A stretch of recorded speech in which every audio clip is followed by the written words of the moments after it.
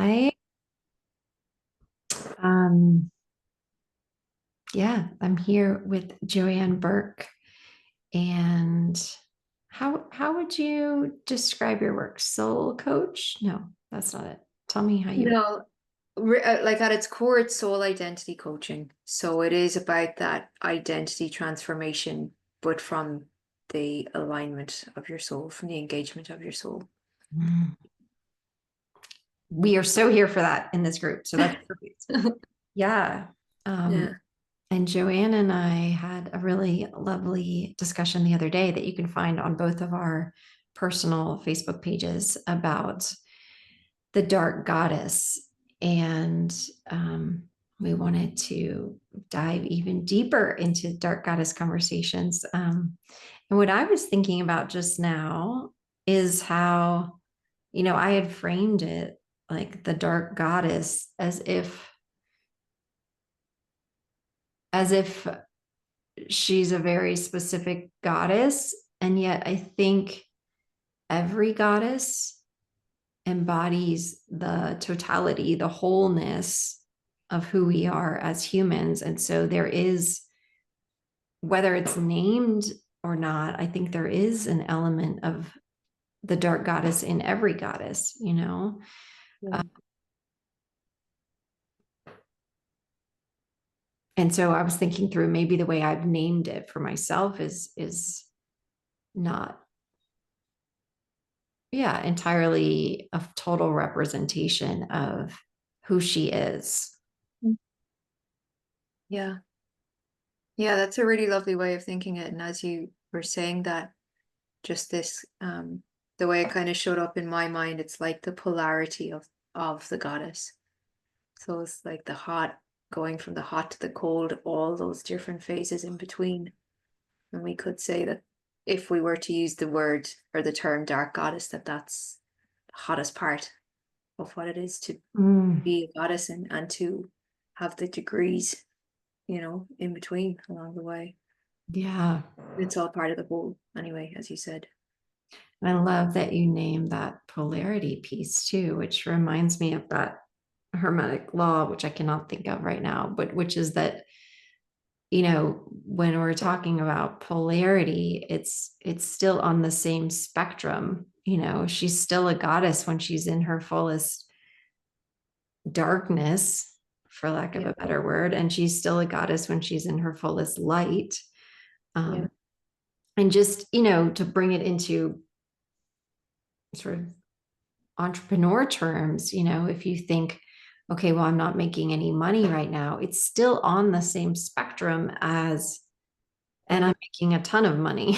It's still on the I'm making money spectrum. And so we're just kind of playing with those, mm, yeah, just different aspects of the same whole. yeah, exactly. And where we're placing our attention Mm, in that goal. So it yeah. can be very easy to get stuck on focusing on I'm not making money, I'm not making enough money, forgetting that there's a whole other side of the same polarity as you were saying available to us. Yeah. Um, yeah, And always available yeah, to us. I think that's the piece that when you really get that, like on the deepest level, like you are already abundant mm, to do something for it. It's already here. It's already, mhm, I yeah, mean, it's already here. Look around. Like we're doing this work from these magical little screens that, I mean, I'm using my medium screen right now, but like yeah, we're doing this work from these magical little screens and money shows up magically in our bank accounts. Like that's yeah. fucking magical. It is. It is. And I think it can seem like, oh, I don't want to say it. When we are looking at something that we don't want to experience in our lives, like you were saying, the entrepreneurial thing that I'm not making enough money, for us to be able to shift the polarity to what it is that we want, it's so easy to believe because we've been so deeply conditioned to believe that we're not that powerful. we couldn't possibly have that kind of influence on our own universe. And it's an interesting game to begin to play with yourself. You know, it really is. It's Yeah. And I think it gets scary really quick too. yeah, You yeah, know, you, yeah. you know, that quote, I think maybe it's Marianne Williamson. It's not that we're, It is her, yeah. I can't remember the quote, but Yeah. I mean, I think it's, yeah, it's not your darkness that you're afraid of, it's your light. And yeah, there's a whole other bit to it. Yeah. Who mm, are you to not be so powerful? It's, that I think, part. Yeah. yeah, yeah. Because when you really start to look at how much your inner reality influences your outer reality, it's really Mhm. scary. And it's even scary in the good part, like when you Yeah. are creating what you want, you can be like, oh shit, I did that. Like that can be Yeah. scary. Like Yeah. there's so many I think it levels. can be more scary. It Yeah. can actually be more scary. Hmm. Yeah. It's Because then you're like, how did wow, I this do that? works. Yeah. Yeah. Hmm. And I think you begin to realize the level of responsibility you get to hold for life and for yourself. And that's scary also. That's a really great way to put it. Yeah, those.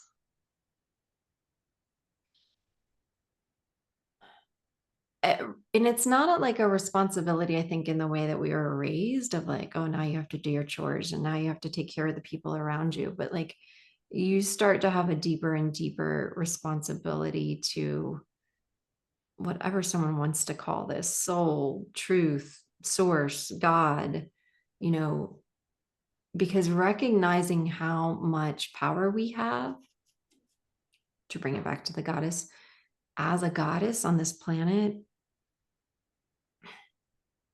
means that we are naturally going to be more aware of, I have to commit to something that's bigger than me in Mhm. this, you know? Like I can't, or at least let me rephrase that. My journey has been, I can't just stay committed to ego, Mm. and what ego wants, because I've seen where that lands me. Yes. But I have to see this responsibility to truth, to the way, to the path, whatever anyone wants to call it, but like Mm. that deeper essence. And that ride is so scary. I mean, life is not boring when you're taking that ride. It's definitely a lot. There's a Sufi phrase, and probably I'm not going to say it correctly, but basically they say that, this is me paraphrasing, that when we truly become our own alchemists, when we learn how to truly learn to transform and transmute ourselves, that the ego gets to be of service to the soul. It gets to be the servant of the soul. I love that. And I think when our ego is able to realize that who it is that we truly are isn't going to mess everything up, it begins to loosen its grip a bit. It begins to realize there's a better journey available. Yeah. And it gets to experience life in the Yeah. way it was to. Yeah. And that's scary. Activating. Let's not say Oh, scary. the wind just blew my door open. I, Ooh. I think to me, this exploration of the dark goddess has really shown me that I don't have to get rid of my ego, because I think there's this concept that like our egos are always bad and we have to get rid of them. And to me, that what we talked about in the beginning, that fullness, that wholeness of who she is, who Mm. I am, means I can hold space and loving awareness of my ego's wants and desires too, Yeah. because we're human, we're here in this 3D reality. And we still have to pay the mortgage, we have to pay the rent, whatever, like we're here. And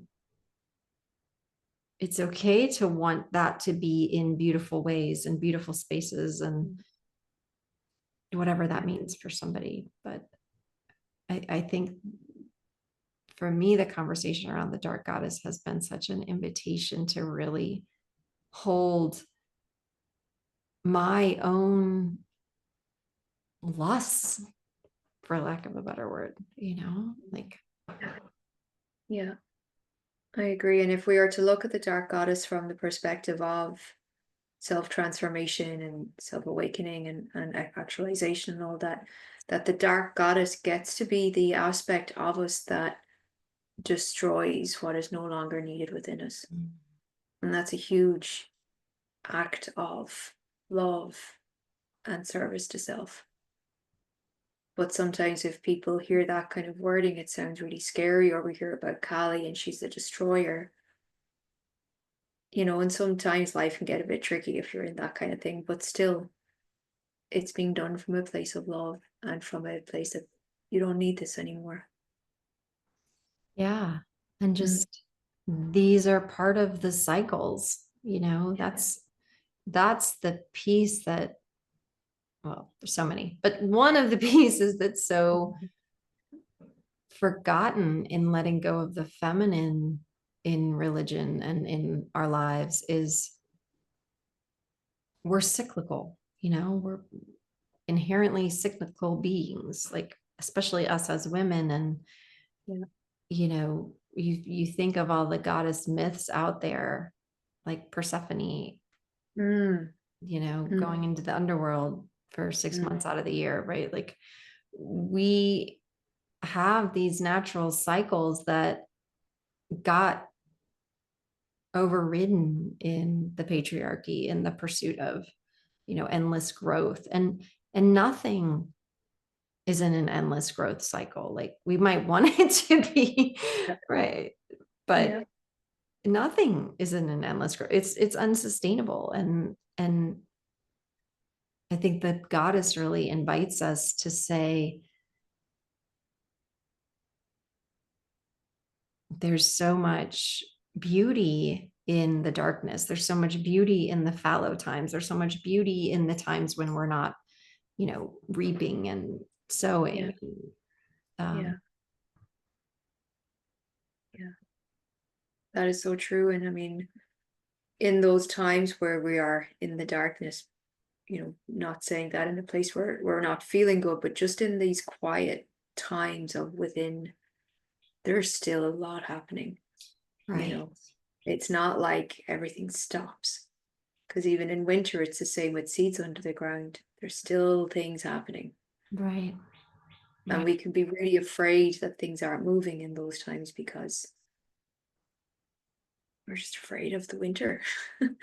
you know Yeah. Yeah. I was having a conversation with one of my son's friends the other day. Because it was just the two of us in the car. Because my long story. Anyway. um, and I was talking about the trees as I always do, and pointing out different trees to him. And this 13-year-old boy, right? And he was asking me about the seasons or something. And I was saying, or what was my favorite season? And I was saying, I really love all of the seasons, because even in winter, things are happening that we just don't see, that we're not aware of. But the trees need that time, and I think it's such a metaphor for us as business owners, and especially as women business owners and creative. I mean, I would assume all business owners think of themselves as creative, but like really that especially creative type of business owner where we're generating new things and new programs and new ideas, right? We're not just selling the same widget every day. And there has to be times that it seems like to us nothing's happening and nothing's moving and it's not going anywhere and I don't know where I'm going next. I think we have to have those times for the sort of springtime for the generative pieces of our business to come forward. Yeah, I agree. And to give space what doesn't serve to fall away as Yeah. well. Because it can be very easy to try and drag things along with us because we're used to it or it's worked before or whatever it might be. Even on an identity piece, there's old identities we also need to let die. Yeah. But Yeah. Yeah. And I think, we're both in the coaching space. And I think at least what I see is that people are really craving like authenticity and genuineness. And I think that was always true. And I think we have all been in spaces that didn't fulfill what we thought it was going to. And that has, yeah, really led to, I think, a sort of seeking of authenticity and the seeking of genuineness that, again, was there before, but I feel like it's really present right now. yeah, And that's the space where our wholeness gets to come through, our fullness gets to come through. Like, yes, I am this, whatever this is, but I'm also this. I'm also this most wild, expressed, crazy, too much self over here. And that doesn't have to be like you're this big, splashy person. You can be your most like wildly expressed self in your PJs, but yeah, just your version of it. What does your version look like? yeah. That's so true. And I really agree with that. And it really seems like more and more women in this field that we're in this industry, are really giving themselves permission to just come and show themselves as themselves. Mm-hmm. Because that's what feels comfortable. And as you said, people want that. There's the industry moved through a number of years where things got a little bit tricky and confusing and all of that. But we're bringing it back to the dark goddess in the ways that I think she did her work and started clearing out the space. That's such a good way to put it. Yeah. I'm gonna stay with that. Yeah. Well, she's still doing her work. I mean, She's still doing the work. Yeah, yeah, God, what is yeah. happening in the US? But yeah, Yeah. we're still in it. Yeah. Of course, we will be for a while, I Right. reckon. Yeah, Um, yeah. and just such an interesting time to be alive, Mhm. like we It is. picked this time where, think about it. You and I get to show up and talk about magic, and I know. it's okay. It's safe Yeah, yeah. ish. I mean, Well, but yeah. it's been called for. Not only that, it's been called for. I love that. You know. Yeah. Mhm. Right. And there's such I don't think that we go forward without remembering the past. And I mean that both, looking at the US specifically and not dealing with our origins, uh, Mm. slavery and genocide. I don't think we go forward in a good way without looking at that. But also, my Roman Empire is always the Paleolithic. Like I think about the Paleolithic all the time. And I'm always thinking of this is not how anybody was intended to walk through life in terms of like no close community and no um, family, gathered around. Like our grieving processes are muted and suppressed and not and I'm speaking very specifically about America, the US, but I think a lot of the Western world has this where like people aren't in community for all of the sort of things that we would have been in community for, to celebrate or to witness or to hold. And for our kids, for women, for anything, for childbirth, for all these milestones that used to be held in community and supported. And I think the goddess is showing up to say, like,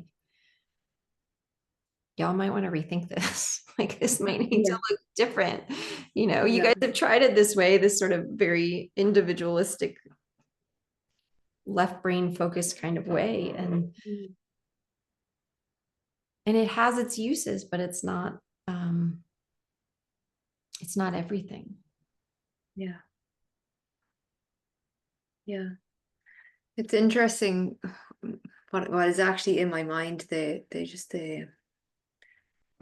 what hearing you say that, and it's also true, and yet the term was coming to mind of, and yet it is all as it should be.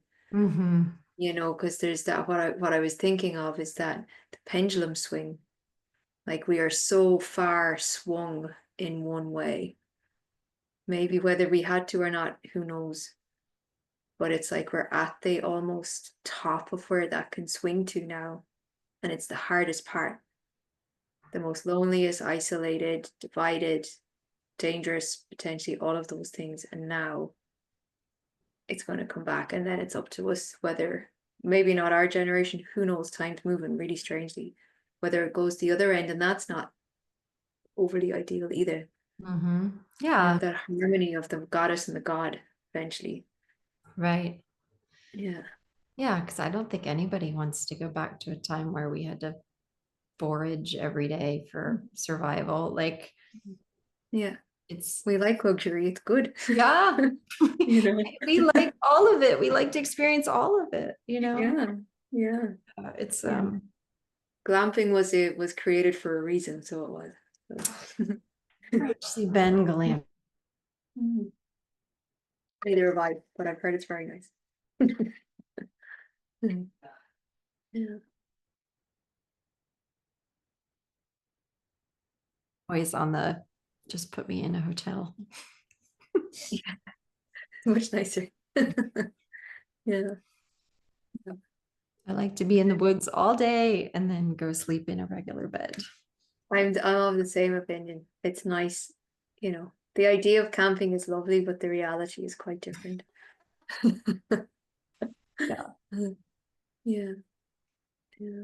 Mm. Something you were saying earlier, just about the darkness, and that is that there's a big, I don't know how big the rise is, but people are going on darkness retreats now, where Mm. you go in. That's something that really, really interests me. But Yeah. when I think about it, my ego is like, absolutely not going there, not happening, don't do it. Because I mean, to be in darkness for 5 days or whatever it is, and to face yourself at that level, it would be an extreme experience. And yet it could be potentially amazing. Yeah, I'm not there either. I thought you meant the retreats where you go to sort of like the dark parts of the earth where there's no light pollution. Oh no, no, yeah, no. It's an old Osean thing, I think. Mm, Yeah, they used to do that, as far as I know, that as makes part of their initiations and journeys and stuff like that. So that makes sense. yeah. Yeah, I would love to learn more about them. Mm, yeah. Yeah. Even going into a cave and turning lights off for a minute is very intense. I Mm, suppose you're in a cave as well, so it makes it extra intense. But right. yeah, yeah, it's an interesting thing. I mean, the dark goddess is right there with you if you're going in there. Well, and there's so much of our primal brain being activated in that, because Mm, that's why we gather around a campfire. Yeah. It's Yeah. to fend off what we couldn't have seen. Yeah. Yeah. Mhm.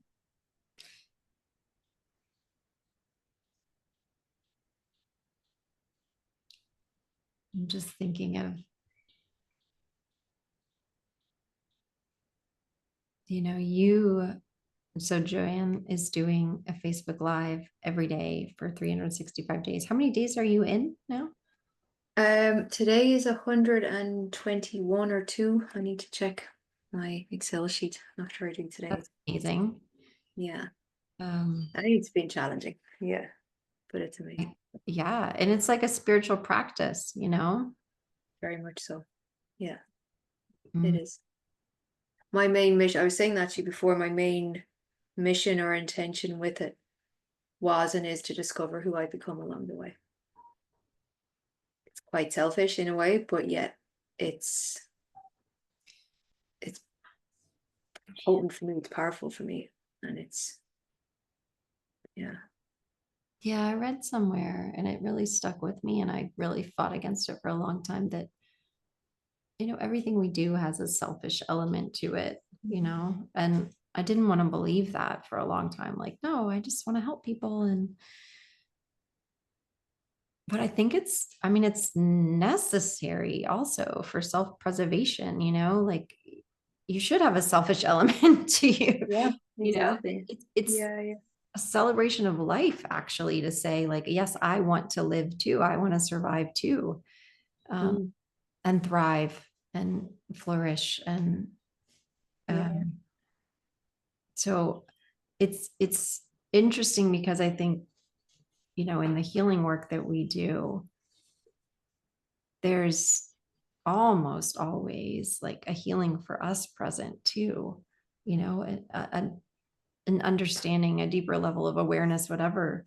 Um, and even in sort of a more traditional coaching session, it's like, oh yeah, I'm speaking to me here. Like, this is my work. Yes. Okay. Yeah. Yeah, yeah, Um, yeah. and that's okay.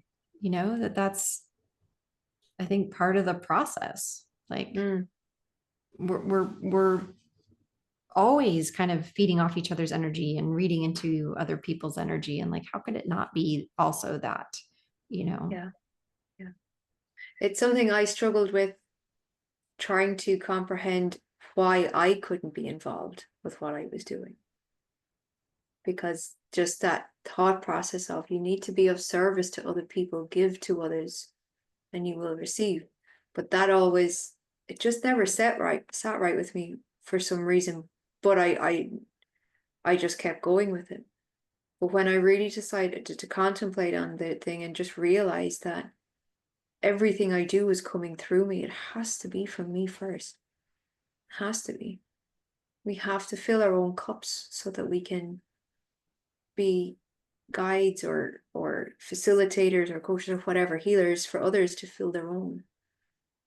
And Yeah. we see so many women burnt out from trying to serve everybody else first. Yep. And she's afraid to turn that in on herself because of what people might think from her own perspective, at least.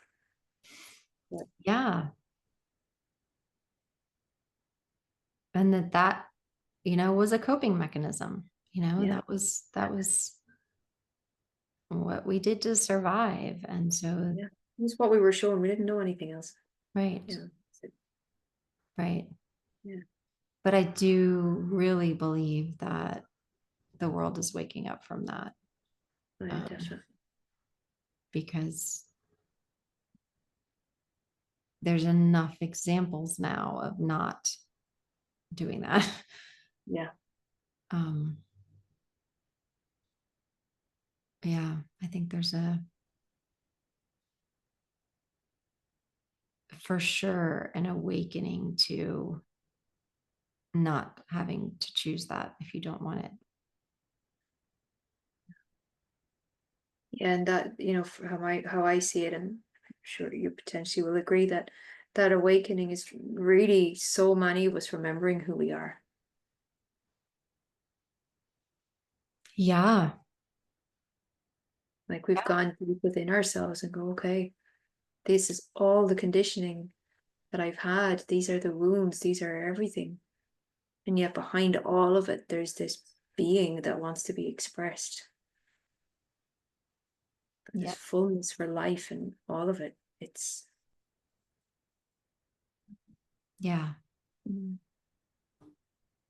and though it's for us first, we still all want to do it together, which is amazing. You know, we don't want to be on our own doing it anymore. And we can't, like that's not even our work. Like, Yeah. yeah, Yeah. it's in relationship always. Mm. And if we wish it wasn't. Yeah. Yeah. Yeah. Oh, I love this conversation. We I could, know. I love our conversations, Erin. They're just so much fun. They're great. Yeah. Just letting them develop themselves as we talk. It's great. yeah, we're having fun, even if nobody else is. You're being so selfish. Right. Yeah. We I can love it. for that for sure. Um, yeah. Speaking of serving others, though, I have to go pick up a child or two. Lovely. Nice. Yes. Oh, Joanne, I'm so thankful for you and these Thank you. conversations. And yeah, let's just continue. And I would love to. maybe we'll do a big Ireland retreat. You will be more than welcome. I will keep everything open for you. I'd love to have you here. Yeah. Yeah, Yeah. that'd be awesome. It We'll would be go see awesome. some Sheila McGigs. Sheila Nigigs. Sheila Yeah. Sheila. McGigs. Yeah. Almost there. Yeah, we could do a tour of Ireland for the Sheila Nigigs. Be very interesting. Oh, that would be super cool. Yeah. Yeah, Yeah. that'd be super cool. Yeah. Oh, I love that. Yeah, Mm. Amazing. we can throw in some standing stones and Fairy forts. Do it mm. all. Mm. Oh, okay. I think this is the landing place then. Yes. Thank you, Erin. I've loved chatting with you today. Thank you too, Joanne. I can't wait to hear what unfolds in your life. Yeah, me too. I'm excited. Very excited. Um, Mm. yeah, and when you find this in the group, share whatever you want to share, links or anything, so people can come find you. I will. I will. Okay. Thank you very much. I appreciate it. Thank you, Erin. Bye, Joanne. Bye.